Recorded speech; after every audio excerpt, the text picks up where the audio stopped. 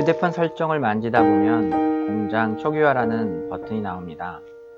말 그대로 전화기를 공장에서 만들어왔던 초기 상태로 되돌리는 것입니다. 컴퓨터의 모든 정보를 지우는 포맷과 같은 것이지요.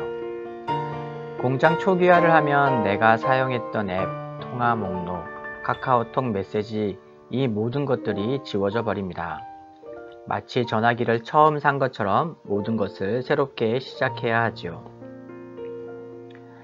실수가 참 많았던 베드로를 보면서 인생에도 이런 공장 초기화 같은 버튼, 이를테면 하나님 초기화 같은 것이 있다면 어땠을까 하는 생각을 해보게 됩니다. 아마 그런 것이 있었다면 베드로는 그가 했던 실수들, 허황된 장담들 모두 싹 지워버리고 예수님의 수석 제자의 멋진 모습만을 남겨두지 않았을까요? 분명 그런 하나님 초기화 같은 버튼이 있었다면 저도 제 삶을 몇 번이나 처음으로 돌려 새로 시작하고 싶었을 것입니다. 베드로의 모든 허물들이 기록된 성경의 이야기를 보며 하나님 나라 생명책에도 제 삶이 이렇게 기록되었다는 사실을 떠올리게 됩니다. 내 영혼의 설정 버튼을 찾아 하나님 초기화 버튼을 누르고 싶어지지요. 하지만 그 순간에도 위로를 주는 것이 있습니다. 베드로가 실수하고 허황된 장담을 하는 그 순간 그 모든 것을 이미 아시고 미리 용서하시는 주님을 볼 수 있기 때문입니다. 되감게 할 수 없는 우리 인생은 하나님 초기화 버튼이 아니라 하나님 사랑 버튼이 필요하다는 것을 깨닫습니다. 이미 아시고 미리 용서하시는 하나님 사랑. 그 사랑에 기대어 오늘도 저는 목사와 선교사라는 무거운 이름을 지고 살아갑니다. 안녕하십니까? 인도 현지에서 여러분에게 성경을 읽어드리는 백환승 목사입니다. 네, 지난 한 주를 건너뛰고 이번 주도 조금 늦게 느린 성경 56편 업데이트 하고 있습니다. 지난주 월요일에 한국에 들어왔습니다. 정말 우여곡절이 많았는데요. 또 비행기 티켓도 항공사 그 여행사 통해서 구매를 했는데 인도 여행사에서 얘기한 거랑 실제 티켓이 좀 달라서 고생을 했습니다. 24시간 비행 경유까지 하고 보딩을 3번 하는 정말 아이를 데리고 온 가족이 보딩을 3번 하는 건 참 어렵더군요. 네. 그렇게 우여곡절 끝에 어렵게 왔지만 그만큼 또 감사가 있고 또 좋습니다. 한국은 너무 깨끗하고 너무 발전돼 있어서 참 그냥 있기만 해도 참 좋은 것 같습니다. 네. 그래서 저희는 6월 13일까지 있다가 6월 13일에 출국하고요. 인도에 또 여러 가지 많은 일들이 기다리고 있습니다. 세월이 참 좋아져서 이게 떨어져 있어도 여기에서 또 인도에서 해야 될 일들을 다 할 수 있다는 사실이 좋기도 하지만 또 한편으로는 뭐랄까요? 네, 업무의 연장인 것 같은. 그래서 휴가로 온 것이 아니라 출장을 왔구나. 네, 하는 생각을 좀 하면서 또 단기로 많이 오시는 교회들 찾아뵙고 또 단기팀과 또 이야기하고요. 한기대와 한동대 또 방문합니다. 그리고 가정에 이러저러한 일들을 하면서도 틈틈이 또 그 인도 파트너에서 해야 되는 행정 일들을 여기서 작업하고 있습니다. 참 좋은 세상입니다. 네, 하여튼 뭔가 내 삶을 업무와 휴가로 나누는 것이 아니라 하나님 은혜로 하루하루 이렇게 연속성상 안에서 보아도 되지 않을까 하는 생각을 하면서 또 이 시간을 잘 보내고 있고요. 그렇기 때문에 또 짧지 않은 시간 또 한국에 나와 있을 수 있는 게 아닌가 하는 생각을 합니다. 오늘 요한복음 13장 31절부터 38절의 말씀 봤습니다. 일반적으로 이 말씀을 하면 예수님 하셨던 서로 사랑해라, 내가 너희를 사랑한 것처럼 서로 사랑해야 한다라는 이 주옥 같은 말씀을 가지고 주로 많이 이야기할 것입니다. 그렇지만 저에게는 오늘 말씀 가운데 베드로의 실수와 허언, 그러니까 자기가 지금 뭔가를 장담하고 하지만 실제로는 지키지 못하는 그 상황들, 그것들이 더 눈에 크게 들어왔습니다. 가룟 유다가 예수님을 배반하기 위해서 떠나자마자 예수님께서 이야기하시죠. 인자는 곧 예수님입니다. 예수님. 인자는 사람의 아들이라는 뜻인데요. 역설적이게도 유대 전통 가운데 인자라는 뜻은 그 구원자라는 의미입니다. 사람의 아들이라는 뜻이지만 그 하나님의 뭐랄까요? 그 구원자라는 뜻입니다. 왜냐하면 이게 다니엘서에서 그 세 친구들이 그 어디냐 그 불구덩이에 들어갔을 때 4명이 있었잖아요. 인자와 같은 이가 그래서 구원자를 뜻하는 말이고 오히려 하나님의 아들이 이스라엘 백성들을 의미합니다. 이게 재밌죠? 이제 거꾸로 돼요. 거꾸로 돼요. 그래서 하나님의 아들들, 이스라엘 백성들, 하나님의 아들들이라는 이런 식으로 표현을 해서 신과같이 그 어떤 초월적 존재처럼 다루는 것 같지만 그거는 관용적으로 그냥 사람들, 하나님 백성들을 이야기하는 거고 인자라는 표현이 오히려 하나님, 구원자를 지칭하는 표현입니다. 그래서 당신께서 영광을 받으셨다라고 하고 하나님께서도 그런 영광을 받으셨다고 말씀하시죠. 그리고 제자들에게 farewell message, 이제 작별 인사를 하시면서 내가 이제 곧 떠나는데 다른 유대인들에게 말했던 것처럼 너희도 내가 가는 곳에 올 수 없을 것이다 라고 말씀하십니다. 아주 섭섭한 말씀을 하신 거죠. 베드로가 이야기를 듣고 마음이 엄청 섭섭했습니다. 왜냐하면 예수님이 이제 내가 이제 곧 떠나는데 내가 다른 유대인들에게 얘기한 것처럼 너희는 그곳에 올 수 없을 것이다 라고 말씀을 하자마자 아니죠. 그거 하고 이제 되게 은혜로운 말씀 하시죠. 너희가 서로 사랑해라. 감동적이고 뭔가 교훈적인 내가 너희를 사랑할 줄 너희가 서로 사랑해라. 그리고 너희가 서로 사랑한 것으면 너희가 나의 제자인 줄 세상에 알게 될 것이라는 아주 교훈적인 말씀을 하셨지만 베드로에게는 그 말씀이 들어오지 않았습니다. 왜냐하면 마음이 섭섭했기 때문입니다. 이게 사람이 그런 것 같아요. 마음에 뭔가 섭섭한 마음이 들면 그 뒤에 문맥이 잡히지가 않고 들리지가 않습니다. 베드로가 그랬던 것 같습니다. 베드로가 물었죠. 주님 어디에 가십니까? 아니 어디에 가시는데 따라할 수 없습니까? 라고 묻는 거예요. 그 사복음서를 보면 학자들이 이렇게 연구해 놓은 걸 보면 재밌습니다. 그 제자들의 어떤 뭐랄까요 랭킹이 있다고 하면 좀 뭐하지 웃기지만 실제로 랭킹이 있었어요. 그래서 12제자가 있지만 또 제자가 있고 무리가 있었잖아요. 예수님을 따르던 무리 중에서 예수님의 제자가 뽑힌 거잖아요. 잘 아시죠? 그래서 대표적으로 한 120명 정도 아주 이렇게 열심히 120문도라고 해서 열심히 추종한 사람이 있었고 그것보다 더 넓은 단위로 한 500명 정도의 어떤 그런 또 그룹이 있었고 그러니까 이너 서클이 있는 거예요. 큰 서클 한 500명이라는 큰 서클 아니 한 수천 명의 무리가 있고 그 중에서 한 500명 정의 충성 어떤 이제 헌신도가 있는 사람들 집단이 있고 그 안에 120명 정도의 이제 이너 그룹이 있고 그 코어 그룹이 12명의 사도인 거예요. 근데 그 12명의 사도도 동일하게 이렇게 되어 있지 않고 그 12그룹이 12명이 이렇게 3명 단위로 약간 이렇게 끊어져 있다라고 해요.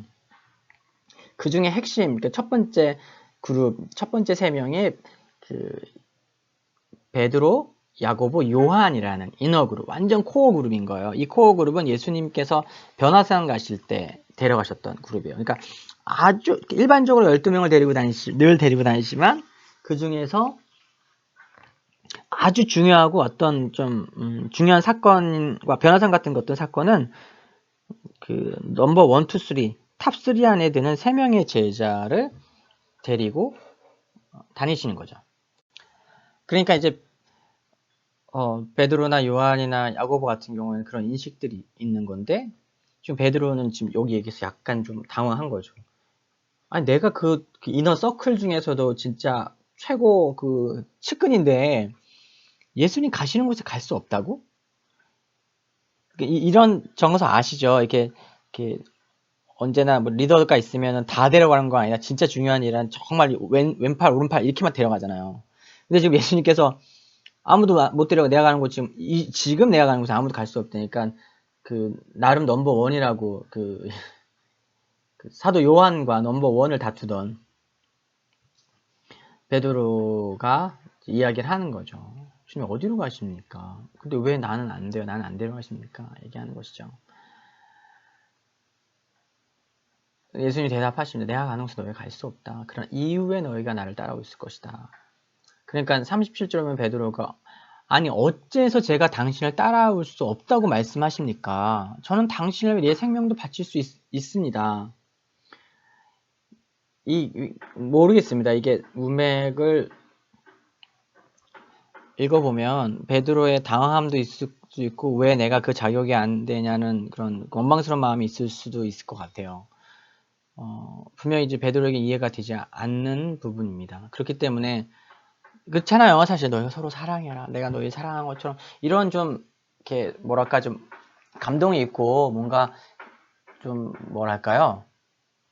뭔가 이야기를 계속 듣고 감동을 받고 있어야 될 것 같은 상황에서 이야기를 치고 나오는 것이 쉽지 않은데 베드로 안에는 참을 수 없는 궁금증이 있었고 예수님에 대한 충성과 헌신도에 대한 그런 어떤 자부심이 있었는데 그래도 안 된다라고 얘기를 하시니까 이제 베드로가 힘들었던 것 같습니다. 그렇기 때문에 베드로가 이렇게 말대꾸를 하면서 왜 나는 안 되나요? 이렇게 얘기를 하고 있습니다. 여기 안엔 지금 대화를 하고 있는 것 같지만 사실 대화가 전혀 되고 있지 않습니다. 왜냐하면 지금 주어진 상황에 대한 이해도의 차이가 너무 컸기 때문이에요. 그건 무슨 얘기냐면 예수님 지금 어디 가신다고 하는 겁니까? 십자가 지러 가신다는 거죠. 예수님께서 가시는 지금 이 길은 누구도 같이 할 수 없는 거예요. 어쩌면 베드로는 지금 예수님 가시는 그 길이 고난의 길이고 어려움의 길이라는 정도, 그러니까 영광의 길을 못 간다고 이렇게 막 따지고 들진 않았을 거예요. 그러나 그 잠시 겪는 그 고난이 그 이후에 큰 영광을 위한 고난의 길. 그래서 그러니까 소시적의 고생을 같이 하고 나중에 영광을 같이 누릴 수 있는 그런 고생쯤으로 여겼을 확률이 되게 높습니다. 그리고 그것이 예수님만이 질 수 있는 십자가의 길이라는 사실은 까맣게 상상도 할 수 없는 상황이었던 것이죠. 그렇습니다. 예수님께서는 지금 말씀하고 계십니다. 유대인들뿐만 아니라 너희도 올 수 없고 심지어 하늘의 천사들도 그리고 마지막 그 순간에는 영원전부터 함께 하셨던 삼위일체 하나님도 함께하지 못하는 그것이 바로 십자가였습니다. 예수님이 십자가를 지러 가십니다. 왜냐하면 모든 인류를 구원하시고 생명에 이르게 하셔야 하기 때문이죠. 그 영광은 그분 혼자 짊어지시고 가셔야 하는 거였습니다. 베드로는 그것을 알지 못했죠. 어쩌면 변화산보다 더 영광스러운 어떤 자리, 어떤 비밀과 신비가 있는 자리로 간다라고 생각해서 왜 나는 안 됩니까? 라고 생각하면서 어려워했을 수도 있을 것입니다. 그러나 분명하게 예수님과 대화를 하고 있지만 예수님과 베드로 안에는 상황에 대한 전혀 다른 인식의 차이가 있었던 것이죠. 우리 또한 우리의 구원과 우리의 미래와 인류의 구원을 위해 예수님의 고난에 숟가락 하나를 더 얹을 수 없습니다. 한 번의 삽질을 더 보탤 수가 없습니다. 그것은 오롯이 그분이 감당하신 하나님이시자 완전한 인간이신 인간의 죄를 지신 그분이 오롯이 감당하셔야 했던 믿음의 싸움이었습니다. 두 번째로 베드로는 자신의 상황을 알지 못했습니다. 무엇을 알지 못했습니까? 베드로는 예수님을 위해서 자신의 생명을 바칠 수 있을 만큼 자신은 헌신적이라고 믿었습니다. 어쩌면 그 순간의 감정은 정말로 그랬을 수 있습니다. 그리고 정말로 고난당하는 주님을 위해 같이 투쟁하고 싸우는, 그래서 십자가의 길을 걷는 것이 아니라 우리의 혈기와 우리의 아드레날린이 분비되는 방식, 대적과 싸우는 방식으로 이 예수님을 따르는 길이 전개되었다면 베드로 역시 다른 역사에 나온 많은 사람들처럼 자기의 생명을 이 신념을 위해서 바칠 수 있었을 것입니다. 기꺼이 전쟁터에 나와 칼을 휘두르고 적에게 어떤 자신의 목숨을 담보하는 일도 서슴지 않았을 수 있습니다. 그러나 십자가 길을 걷는 것과 자신의 열정과 자신 안에 분비되어진 아드레날린에 자기의 몸을 맡기는 것은 분명히 다른 것입니다. 베드로는 그것을 알지 못했습니다. 베드로는 예수님을 위해서 전쟁터에 나가 죽을 수 있었지만 군병들이 와서 예수님을 잡으려고 할 때 칼을 뽑아 용감하게 종의 귀를 잘라버릴 수 있었고, 전투가 시작되었을 때 목숨을 바쳐 예수님을 보호할 수 있는 용기와 배짱은 있었지만 십자가의 길 앞에서 오롯이 예수님을 인정하는 믿음은 가지지 못했습니다. 왜냐하면 이것은 분명하게 너무나 다른 일이기 때문입니다. 예수를 쫓고 그리스도를 따라가고 십자가를 걷는다는 것이 이 세상의 어떤 군주를 쫓고 이 세상의 어떤 신념을 쫓아서 자신의 몸을 불태우기까지 싸우는 어떤 싸움과는 분명히 다른 것입니다. 너무나 큰 차이가 있는 것입니다. 우리의 구원이 공로로 되어지지 않는 것처럼, 은혜로만 되어지는 것처럼 우리가 그분을 쫓고 그분의 은혜 가운데 살아가는 것조차 우리 안에 분비되는 어떤 생물학적인 어떤 화학적 작용을 다 제거 놨을 때 그냥 손쉽게 따라갈 수 있는 길이 아닌 것이죠. 왜냐하면 우리가 기대하고 우리가 생각하는 것과 너무나 다른 길이 바로 십자가의 길이기 때문입니다. 베드로는 예수님을 위해서 다 던졌다고 생각했습니다. 그물도 배도 다 던져들고 왔지만 우리는 말씀을 통해서 잘 알고 있습니다. 던져버리고 온 배와 그물을 언제든지 다시 찾아올 수 있고 그것으로 돌아갈 수 있다는 사실을 말이죠. 베드로는 실제로 예수님이 돌아가신 후에 그 포기하고 던져버렸던 그물과 배를 추스려 먹고 살기 위해 그물질을 했습니다. 물론 아무런 소득이 없었고 다시 찾아오신 예수님 앞에 고개 숙이고 그 부활의 증인이 되고자 하는 삶으로 다시 돌이켜졌죠. 예수님의 은혜와 예수님의 배려와 예수님의 사랑에 의해서 말이지요. 이러한 큰 그 인식의 차이, 예수님이 가시는 길이 무엇인지 알지 못하는 것 또한 자신의 헌신도와 자신이 지금 했다라고 한 헌신, 생명을 바칠 수 있을 거라는 그 믿음이 얼마나 잘못된 건지를 모르는 차이가 있었기 때문에 베드로는 이렇게 섭섭하고 또 이렇게 감히 예수님께 항의하면서 무슨 말씀입니까? 왜 내가 못 갑니까? 라는 이런 이야기를 하게 된 것이죠. 그런 모습, 베드로의 모습에서 무엇보다 제 자신의 모습을 많이 보게 됩니다. 십자가의 길을 걷는다는 거. 이제 목사 안수 받은 지 좀 몇 년 됐죠. 아무튼 사역한 지 꽤 됐습니다. 사역을 한 지 6년째 됐고요. 선교사는 2년차 이제 들어갑니다. 2년차라고 하지만 한 1년 3개월 된 것이죠. 그러면서 그래 정말 십자가의 길을 걷고 주님을 쫓아간다는 것이 어떤 것인가. 내가 이 정도는 할 수 있겠지라고 생각했지만 실제로 나는 그런 수준의 존재가 아니라는 것.